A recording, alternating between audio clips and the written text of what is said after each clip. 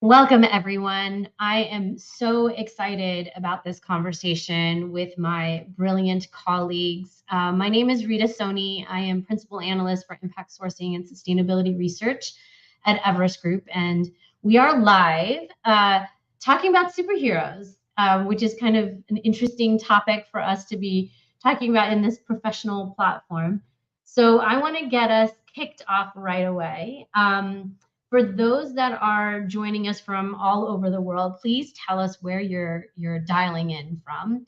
I'm dialing in from my apartment in Brooklyn with the funky brick wall and also gloomy skies. But we're dealing with that. We do have climate change on our minds, of course.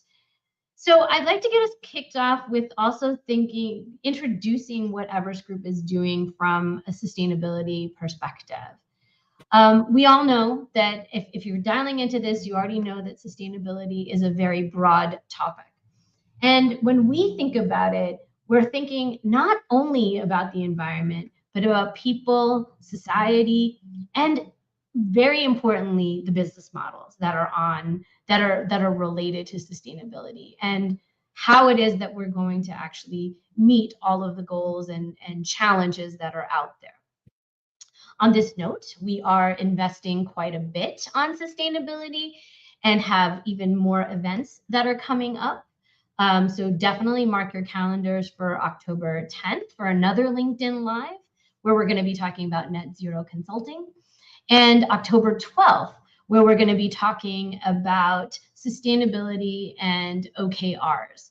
Not necessarily a topic that people talk about very often. So we'll share links to those events in our chat as well. But just keep an eye out for the kind of good things that we're doing around sustainability.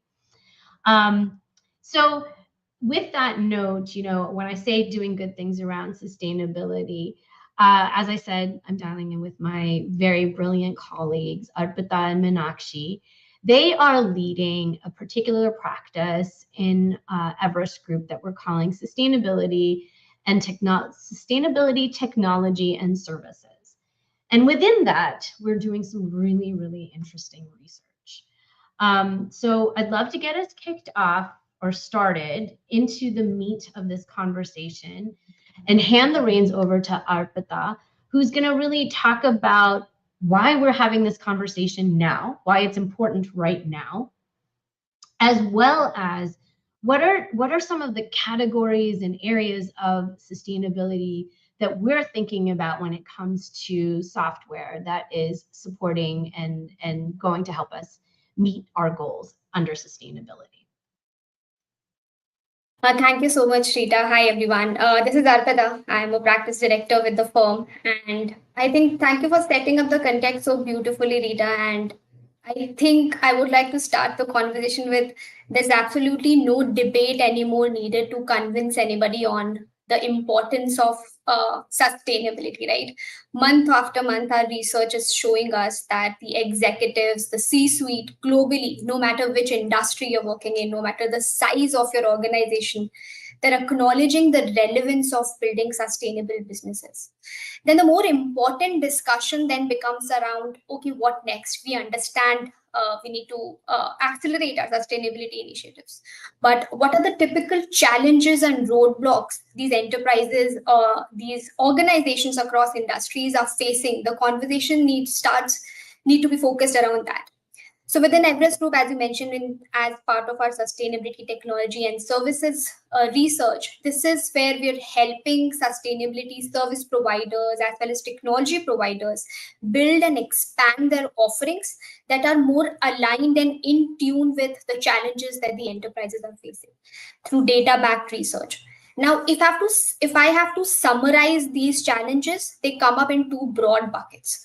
The first bucket is the well-established one, which is around the compliance, regulations, and data. Sometimes there's too much data. How do I make sense out of that data? Sometimes there is no data. How do I get the data? How do I understand the data? Sometimes the data is too siloed across systems within your organization. Sometimes the quality of data is not good. There's no governance mechanisms. There are no stakeholder responsible accountability when it comes to capturing the data. So that's all the compliance part, and that's, I think, the major pressure driving part for organizations to push the accelerator button on sustainability initiatives. But there's the second bucket that is becoming extremely important, which is around understanding or shifting the sustainability conversation from a cost centric approach to a more value centric approach, right?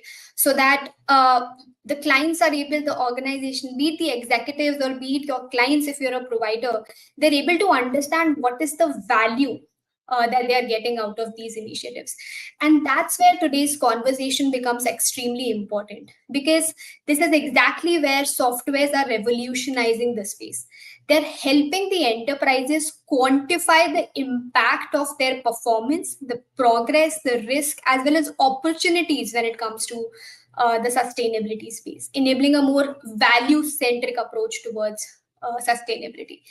And hence, an important message that we have for our audience before we get into deep dive into some of these categories is there is no need to reinvent the wheel in house. You do not need to uh, build it from scratch, understand the space from scratch. The ecosystem is proliferating right now, and the playbook already exists out there. The right approach right now is to partner with these organizations, co-innovate with them, collaborate with them to accelerate your sustainability initiatives.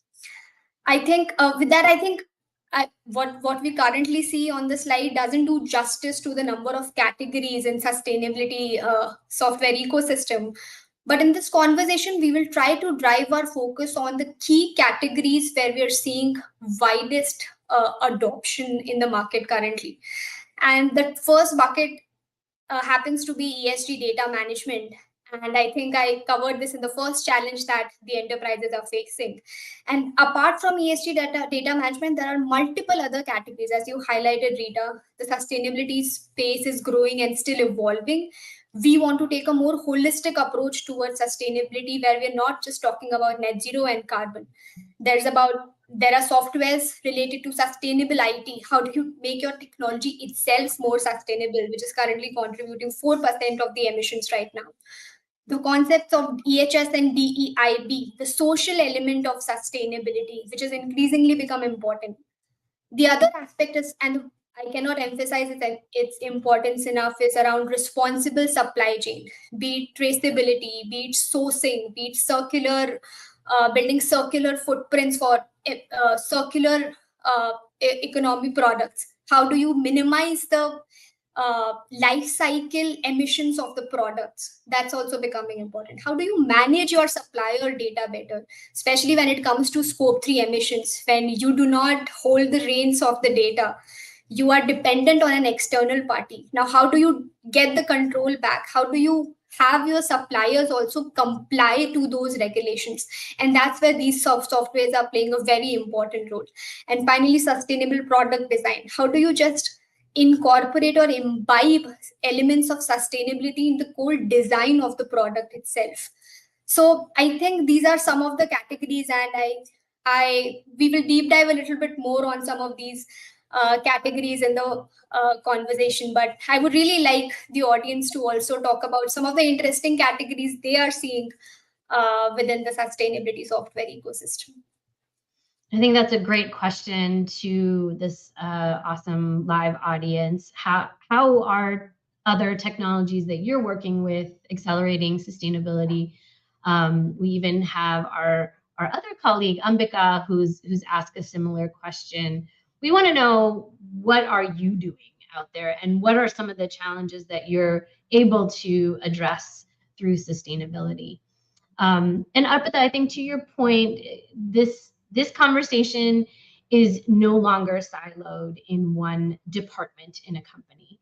It's a conversation that's cutting across the entire business value chain. And I think because of that, no one can meet these goals on their own. And this ecosystem approach is absolutely critical. And I also love the way that you divided it up in talking about compliance and reporting, which I think gets 90% of the conversation, but also adding that there's value to be derived from the things that we do around sustainability, which is just really, really important. I think, it would be great to get a little bit more into the details now. And I think Meenakshi has done an amazing job of learning about all these various companies that are out there doing really interesting things. Meenakshi, let's start talking about the key objectives and even some use cases that you've seen these different providers doing work across.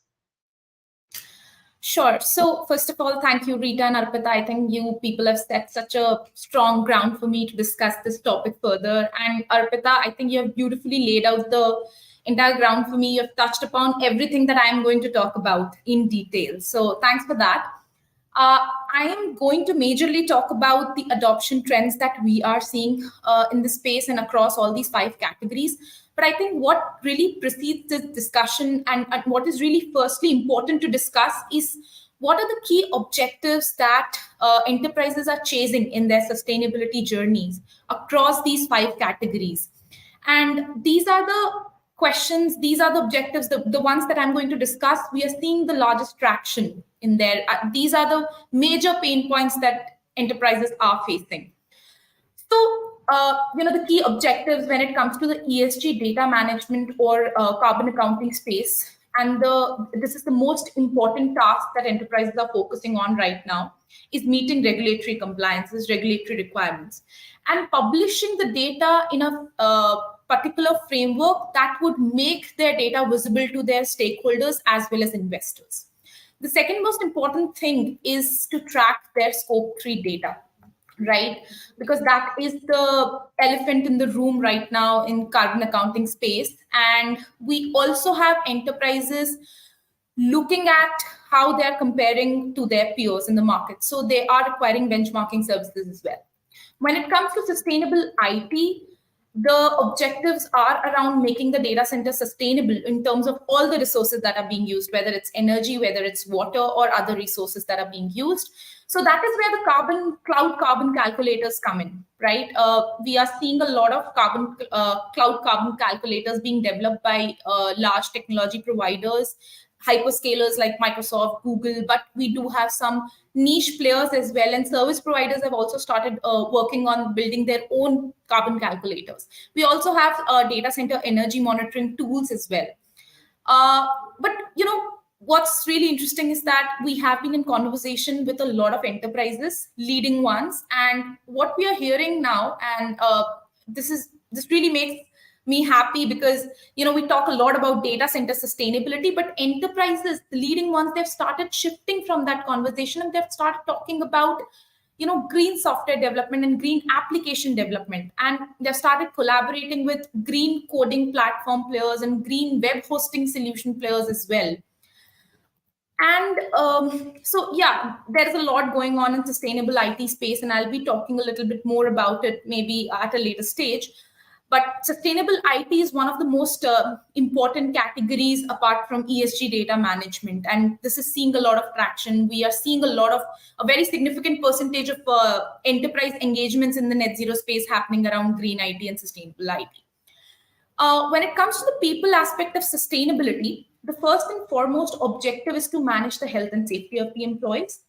And then it comes down to having an inclusive culture. So reducing the incident rate, improving the diversity and equity in your workplace, or removing accessibility barriers in the value chain for stakeholders are some of the KPIs that enterprises are tracking right now. Now we come to the supply chain, right? Supply chains are the biggest source of emission.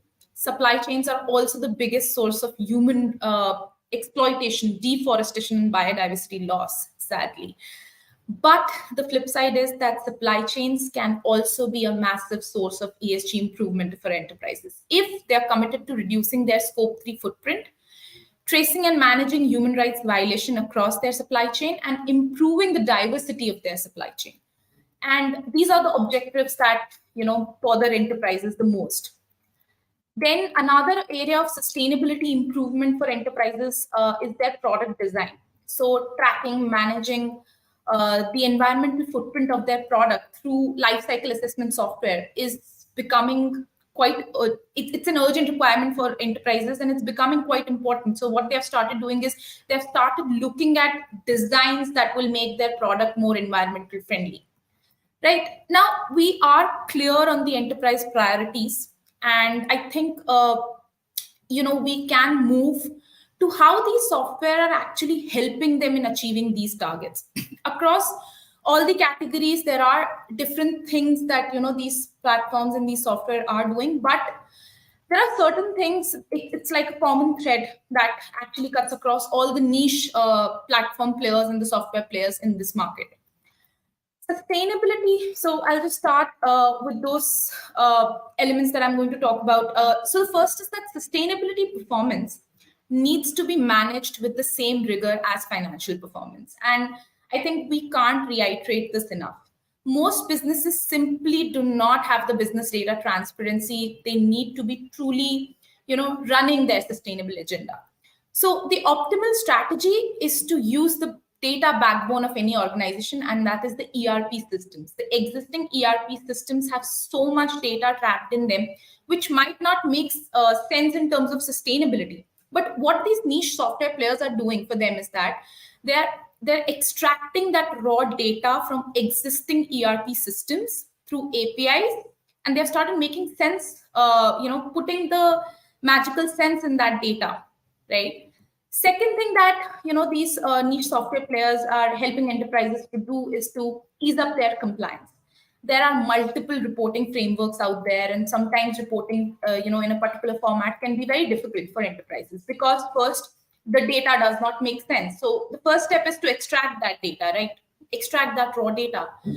Then these platforms has those benchmarks and factors ingrained in them through which they can make sense of this raw data, and then help the company automate the reporting process, right? And simply just helping them to report in a particular format, and so that the data is available to all the stakeholders and investors. Now, third point is generating valuable insights. So, many enterprises have started moving beyond compliance, and as Arpita and Rita, you were talking about moving from cost-centric approach to value-centric approach. I think a lot of enterprises have already started doing that, and I think the medium-sized enterprises and small enterprises are also going to catch up. Even I'm seeing a lot of startups looking at sustainability as an element of innovation, as an element of brand value. So it's not only the large enterprises who are looking at sustainability, as a value-centric element of their business operations, but even smaller organizations have started doing that. So what these softwares can do for them is that they can really, visualize the data in a way that can generate stakeholder-centric or customizable insights for them. The charts and the graphs and the way that data is segregated is so vivid and so beautiful that all the stakeholders can just look at the data and really make more sense of it, and really use those insights to make a resilient sustainability strategy and even growth strategy for the coming years, right? So these are the things that these niche software players are doing. I'm going to talk a little bit about how adoption across all these categories are shaping up, right? Now, if we look at the adoption rates of software across these categories, we know for sure that ESG reporting platforms are witnessing a huge growth. We are seeing a lot of venture capitalists being interested, in investing in these niche ESG platform players or carbon accounting players. And even when you're looking at the economic downturn or anything, there is a little bit of economic slowdowns, but the investments in these players are not slowing down, because that interest is just increasing. And we are seeing in 2023, venture capitalists have been investing in these platforms. There are a lot of acquisitions happening in this space. So yes, the adoption is already high, and the future looks bright for this particular category.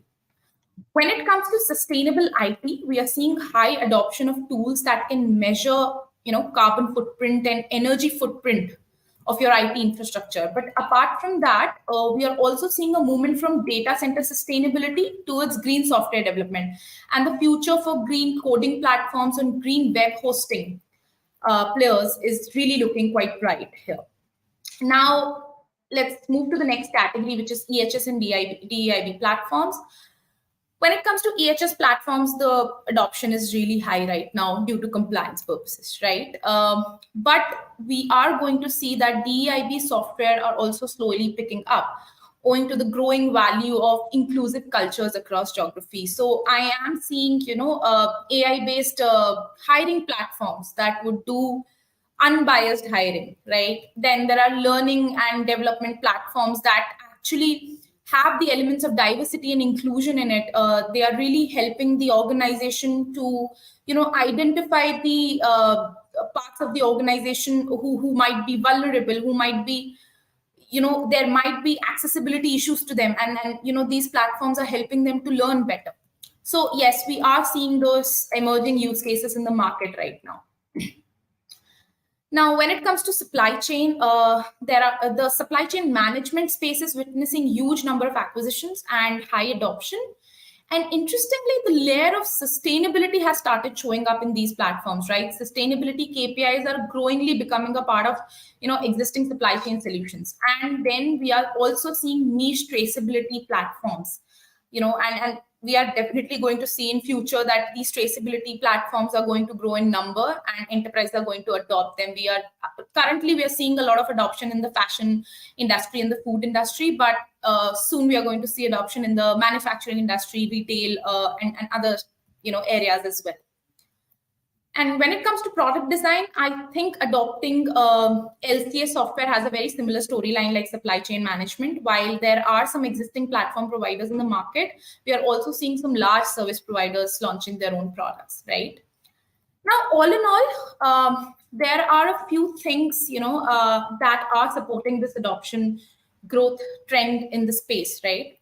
One is definitely regulation, and we can just never, talk about this enough, because the growing regulatory burden across geographies is an indication that sustainability data reporting have to be prioritized, right? If we look at CSRD, it is a clear indication towards a trend that the regulations are becoming stricter and they are sucking in more and more enterprises in their ambit, right? So yes, regulatory compliance is definitely one reason we are going to see that adoption increase. But apart from the regulation, I just wanted to discuss some very intuitive yet very interesting trends that are underlining this growth and adoption of these particular software. So, when we look at all these categories of players, and Rita, in the beginning, you were talking about how sustainability is like not a very standalone agenda across functions, but all the stakeholders, whether it's, CSOs, CIOs, CMOs, CFOs, chief human resource officers, all of them are just very much interested in sustainability. It's just showing up in their agenda every day.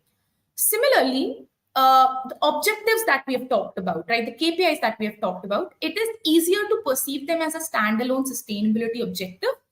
However, that is not the case. The sustainability KPIs are like, pearls on a string. While each pearl is important in itself and, has to shine, the enterprises can be truly sustainable only if they are able to weave those pearls on a seamless string. So all in all, when you look at the bigger picture, all these objectives are tied together. And that is the reason these software are becoming important. These software basically bring data to life, and enterprises are now, interested in looking, improving the visibility of data and making accounting, more standardized, and most importantly, making data more interoperable, right? Hence, an interconnected string of these objectives across the value chain can bring that bigger picture to life. And enterprises have started realizing that. And so that is one reason we are going to see that adoption increase across each category, right? Because as I said, these software are able to, extract data from ERP systems and bring those real insights to life, right? So yeah, that's one reason. The other reason is also very intuitive. Sustainability software, the ones that we have been talking about, are all about data and automation, right? So they inevitably and inherently become a part of the whole automation and data analytics movement that enterprises are journeying through right now.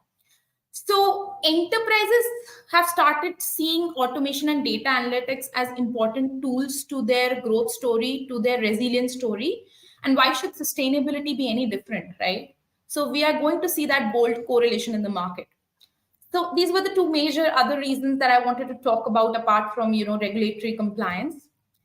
And because these adoption rates are increasing day by day, we are also witnessing an interesting trend. Arpita has already touched upon that. I just wanted to, discuss that a little bit in detail. The entire sustainability and technology services ecosystem is becoming more cooperative and competitive. And I think we always talk about this, right? So partnerships have, become a go-to-market strategy in this space, and consulting firms are partnering with these niche players to strengthen their strategic services. And niche players are also doing so to improve their customer base, right? Service providers, whether the mature ones who have been in the field for a while or the ones who have just, come up with their sustainability services practice, are also, collaborating with these niche players so that their going to the market time reduces. And also this collaboration really helps them to solve complex challenges for clients, as well as develop a more comprehensive solution together. But above all, there is something very interesting happening in the market. And I don't know, like, I was a bit shocked when I came to know about this. I've been talking to a few, ESG platform trailblazing. They're doing trailblazing work in the market, and some of them are actually partnering with their competitors. The crux of that is they want to bring in that integrated data for their clients. So data visibility for the clients is becoming much more important. And the reason, this is such a collaborative space is that sustainability requires quick but effective solutions for very complex challenges. And industry collaboration can break down those sustainability barriers, drive systematic change by accelerating progress and spreading the burden of innovation. So I think that is why we are just seeing that collaborative approach in the market. This is what I wanted to share. I'll pass the baton to these amazing women that I have with me here. And we can also address the questions if we have any, because I feel this was a very long monologue on my end. So no, I think the monologue was very rich, Meenakshi, and I think especially I think it's exciting that you feel optimistic. I think there are a lot of challenges that are out there, and I think this idea of co-opetition is pretty impressive. But you're right, we do have a lot of engagement on this platform. This is what I love about LinkedIn Live, that one, it's about engaging with us, but it's also internal engagement amongst those that are dialing in.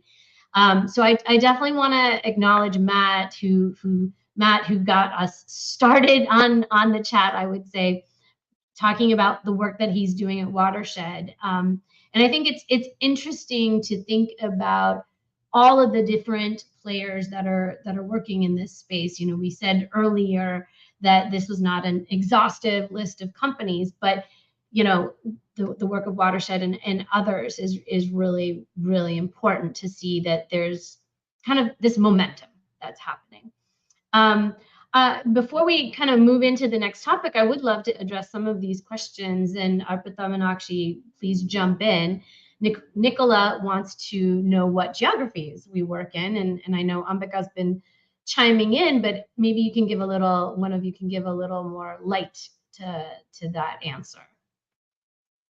Sure, Rita. So, as part of our research offering, we are covering all geographies. Our research focus on global locations, but I want to highlight a specific trend that we are seeing globally, and it is in line as compliance has been the bottom line of this conversation since the beginning.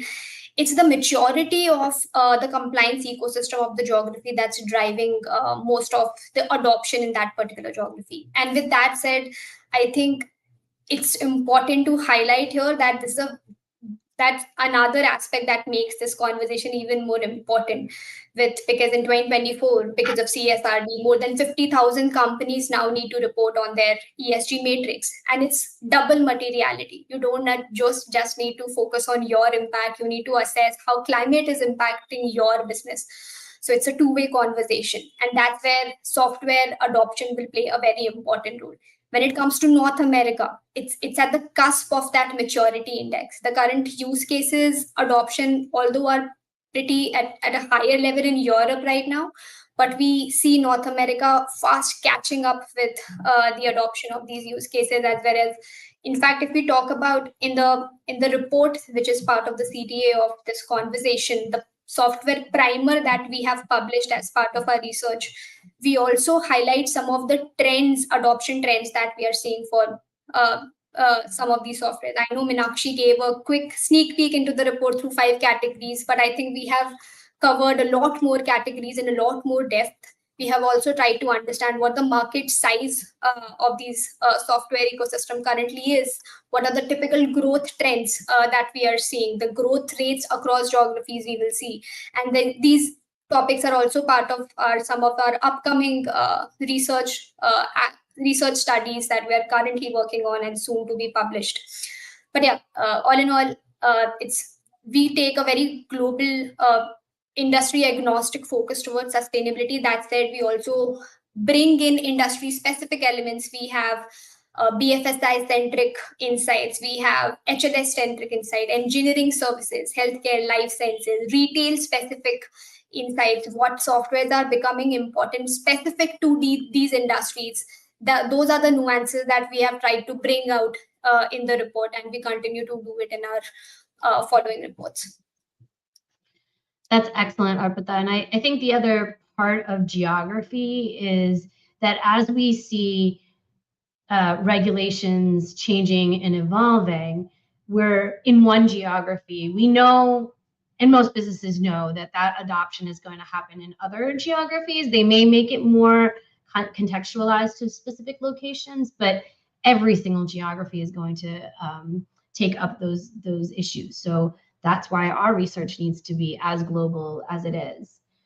I think we got another really great question from Marisa about AI ethics, a really important topic that we definitely have been looking at Everest Group, even outside of the sustainability conversation. But I think within sustainability, and especially as we talk both the E and the S of sustainability, there's a lot of interesting conversations.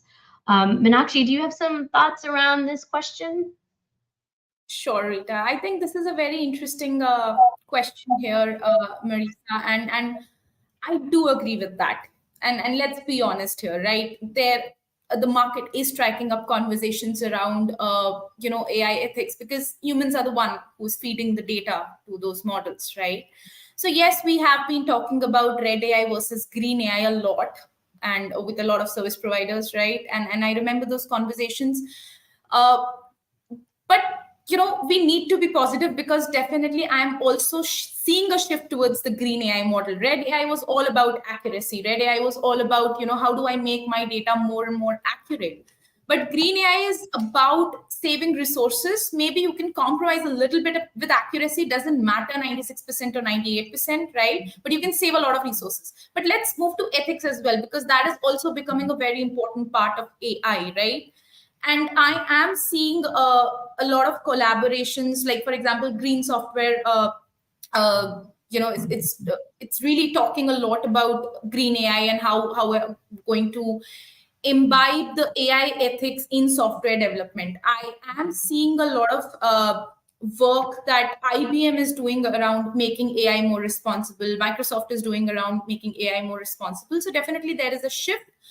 Currently, I understand that it is not scaled yet, but because the questions have started arising and the consumers have started demanding it, I think we are going to definitely see that moment very soon, because this is what has started happening in the cloud space as well. Let's compare it to the cloud space, right?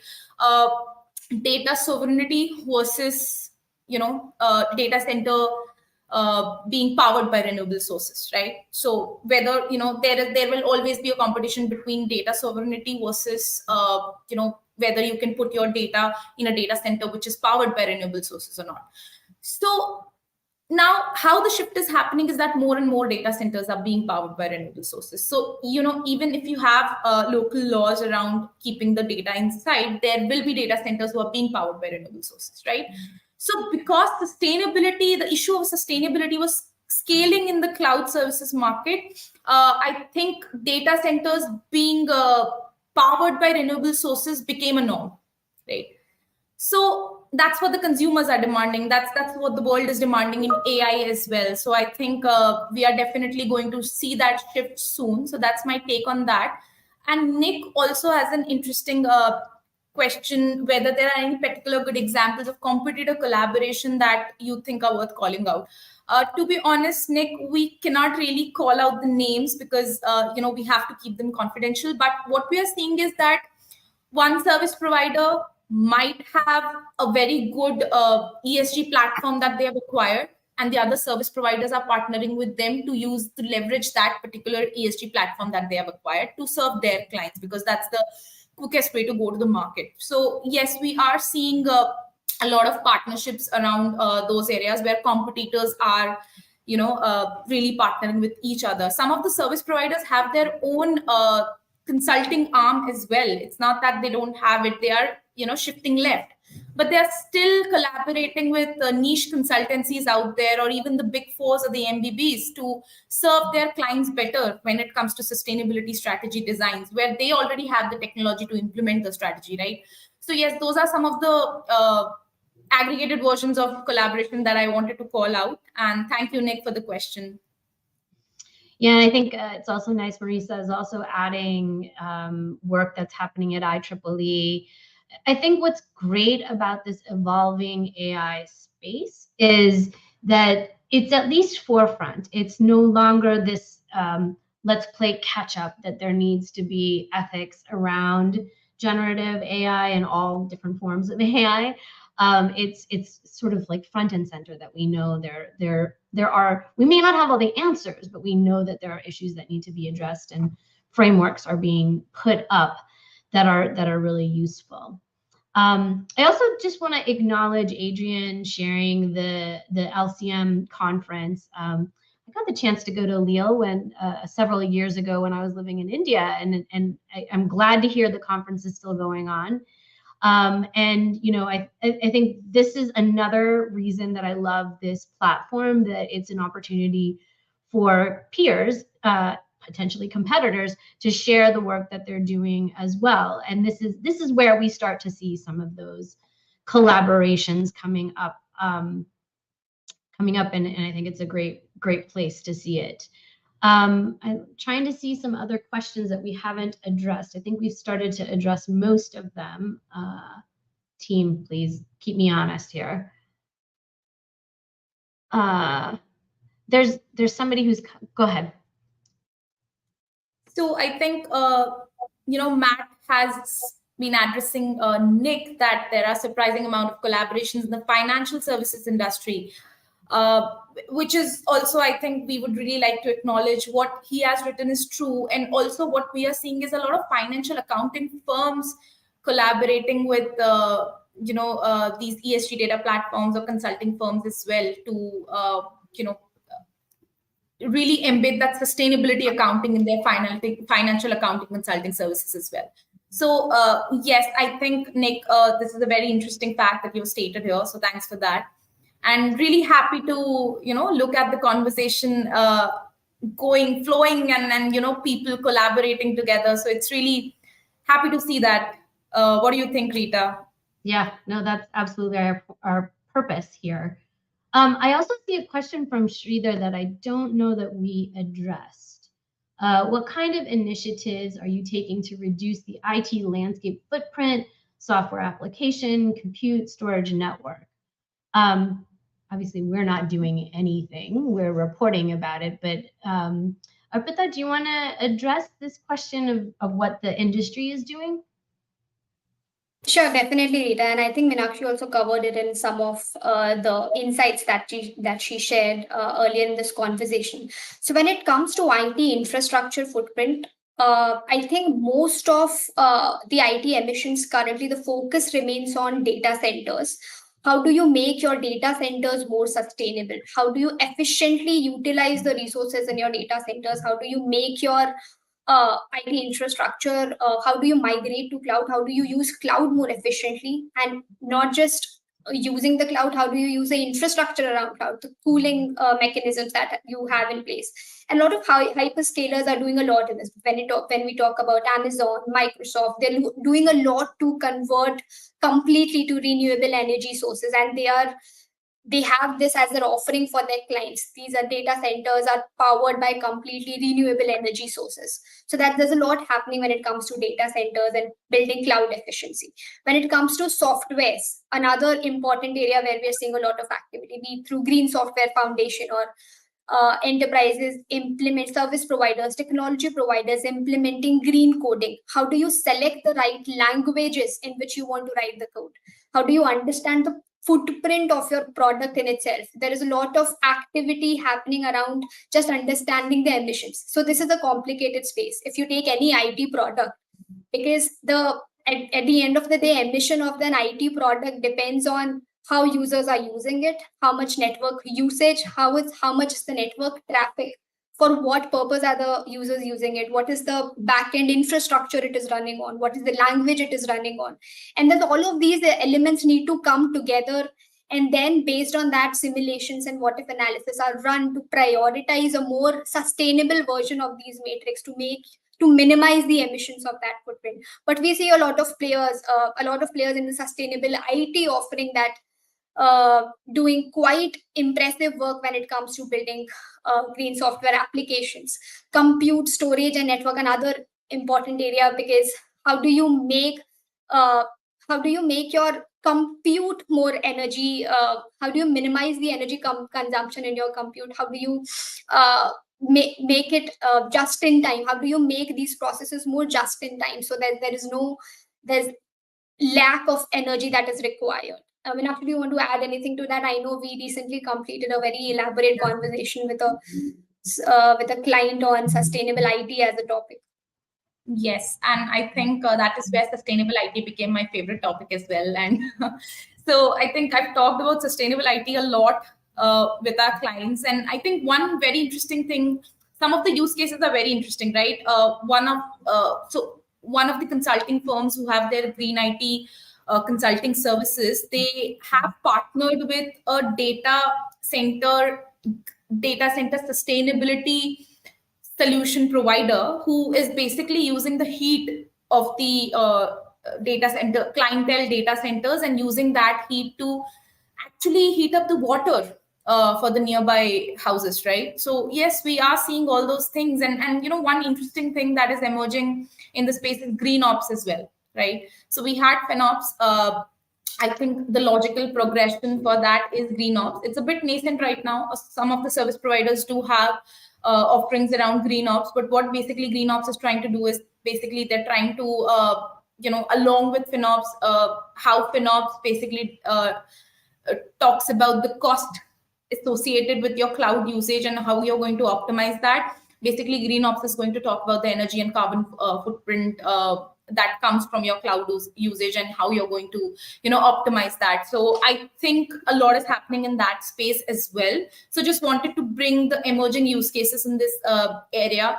And as I said, see, data center sustainability is there, but we already know what needs to be done. There are a lot of problems in that area as well. When it comes to renewable energy, we need to make it more dependable. We really need to do a lot there as well. But as I said, larger enterprises who have already moved their data to sustainable data centers, they've started moving beyond that and started embracing sustainable application development as well, which I think Arpita has already covered. So yeah, I think we can talk a little bit about sustainable IT more when we talk about the future outlook. But yeah, I think this question had a merit in it, and I just wanted to bring out the emerging use cases in the space as well. That was perfect, Meenakshi.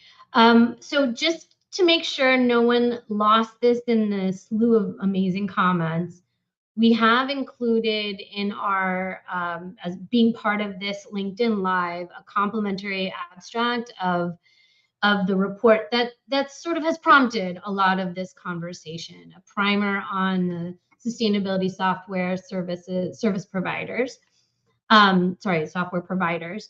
So please do click on that link and tell us what you think, and let us know also if you should be included and if we're missing some interesting other players in this.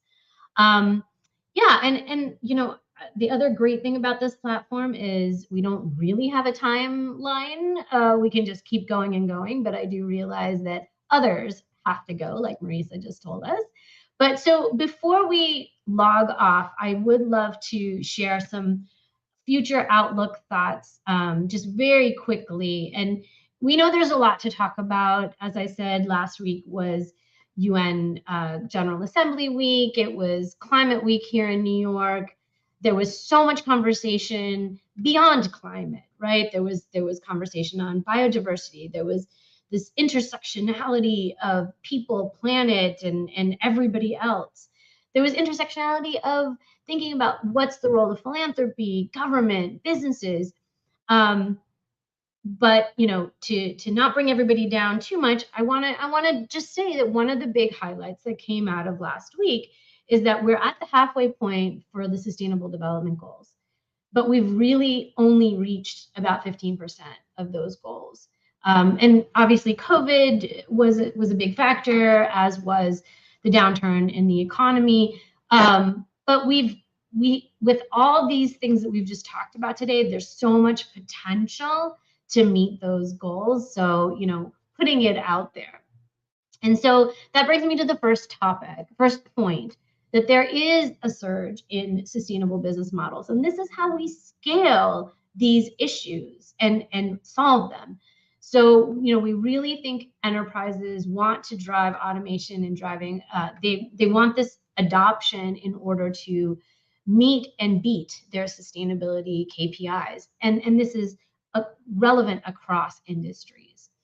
I think the other important point to take away is there is a shift in identifying the scope 3 emissions to also prioritizing carbon accounting. So it's across this value chain. It's thinking about scope 3 in a much more nuanced manner and moving forward. Arpita, can you share some of your thoughts also on what the future outlook is?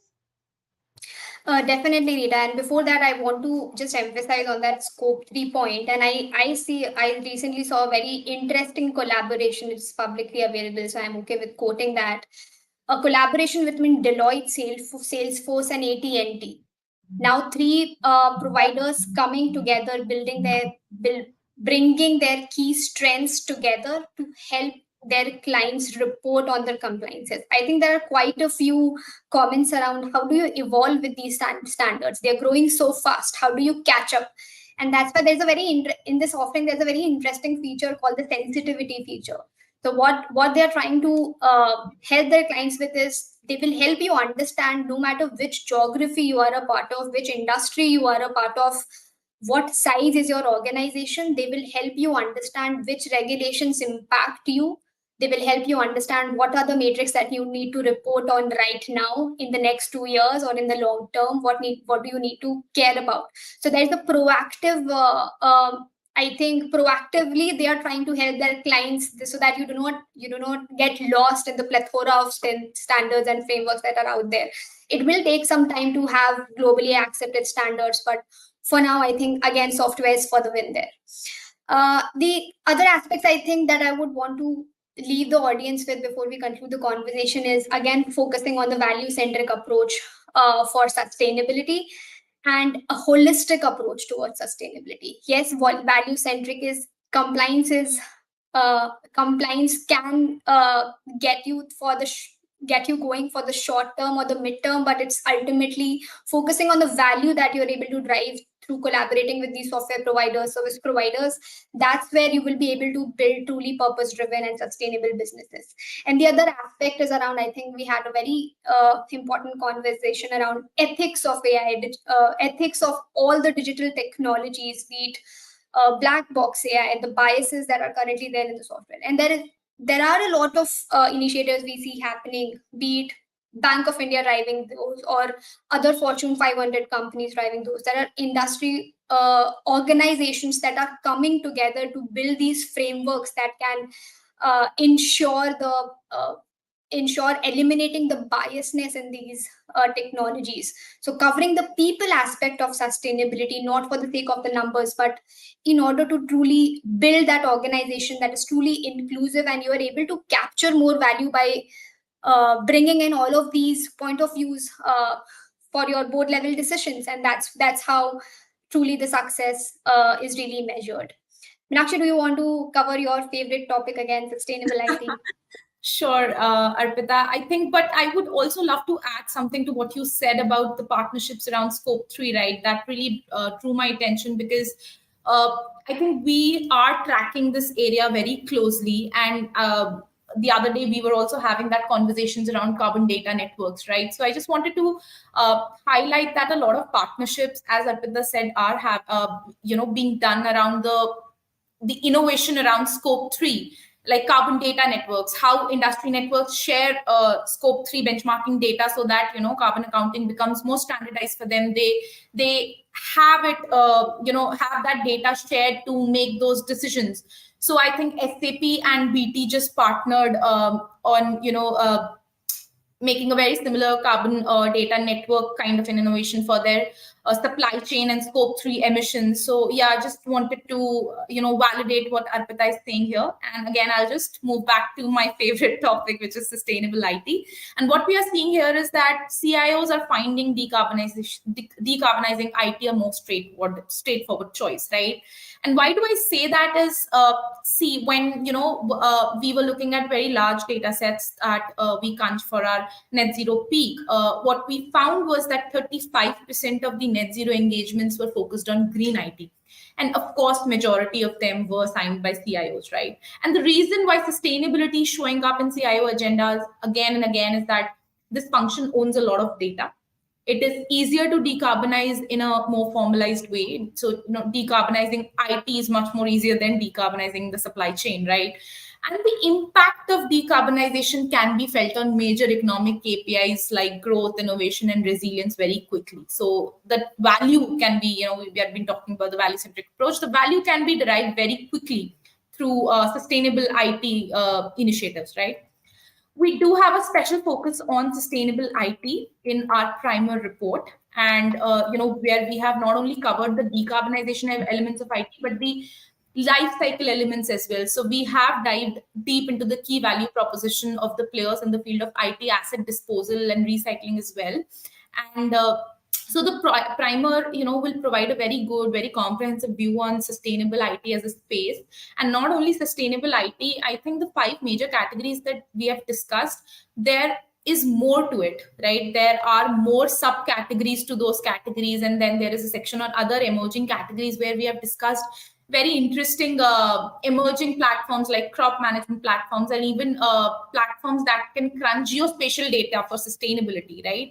So I think we have talked about very interesting categories over there. I just wanted to, hand over the baton to you guys. If you want to talk more about the primer report, Arpita, Rita, please go ahead. I was actually gonna start wrapping us up. I would love to keep talking about the primer, but I'm sure everybody that's on the call and that listens to the recording will have already clicked on the link and is asking for a summary of that report. We also have a lot more research that we're doing under the sustainability bandwagon, and I think please have a look at our website and see the work that we're doing in this area. Also, if you have a little more time, take a look at the reports portal and check out what we're doing in sustainability. It does, the concepts and conversations just keep expanding, which is great. And Meenakshi, what you were ending with is what I like to just refer to as tech for good. And it's true, technology has this ability to do all of this good. So I think that those are the major things. There's still more conversations that are coming up. We've got some questions from Sanjeev, who's asking about generative AI.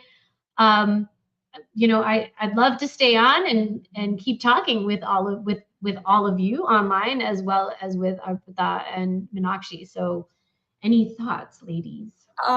So yeah, I just wanted to add a little thought here, and Arpita, please do add if you have a better answer to this. I do agree with this, right? Generative AI does have a large carbon footprint because it's consuming a lot of data, right? But there are a lot of data processing models that are coming up that are going to reduce the carbon footprint, and currently maybe we do not have the time to go into the technicalities of it.